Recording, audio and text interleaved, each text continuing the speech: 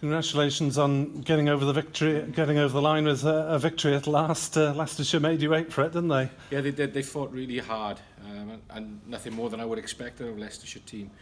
I thought at one stage there towards the end it was going to be a bit of a similar game to when we had an early season where Marchand did to them what Klein did to us, to almost. But no, it was really important to us to finish on a high.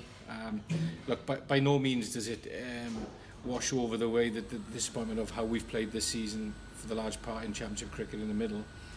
However, I think it is really important for the players, for the support staff, and most importantly for the members to see us go out in a bit of a high. It gives us something to feed off, and again, this isn't excuses about the middle of the season. This is about trying to look forward and making sure that people have something to take off into the winter with and think, yeah, there could be a spark of light with that. It's a bizarre stat that you haven't won in Cardiff for 3.5 seasons, wasn't it? Yeah, it is, and I think the last 2 pitches we've had in Cardiff have been very, very good indeed.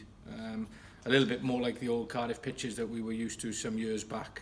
I think we're hitting on the formula there. But yeah, that was good.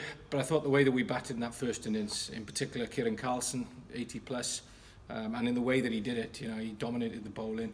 And our middle-lower order, the runs that they chipped in there, Chris Cook down, it was terrific for us to get 350 plus. Was a real good effort. Probably some would say 140, 150 more than was expected to be got by the opposition putting us in. But I thought it was a real good performance. Does this change in any way the lessons that you'll draw from the season as a whole, do you think?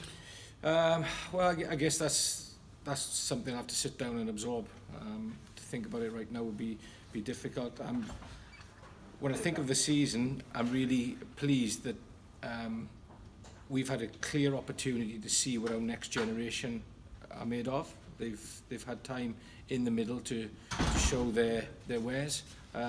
And going forward, we as a support staff now are sure in our minds of where they stand and how we can help them get better. That's what it's about. Every player that we have in our staff is going to be here next year.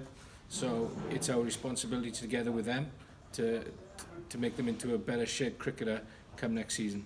But what about the recruitment? That's going to be crucial, isn't it, in terms of those senior batsmen that you've been talking about? Yeah, I've said to you in previous interviews, Nick, that it's important that we do recruit well and bolster what we have, not to play instead of, but to bolster, create competition and higher performance ultimately.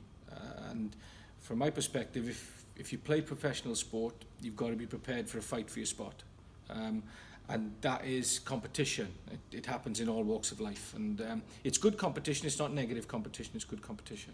What about the announcement of an independent review into the season's performances and talk of maybe having a director of cricket as well as Hugh Morris's role as chief executive?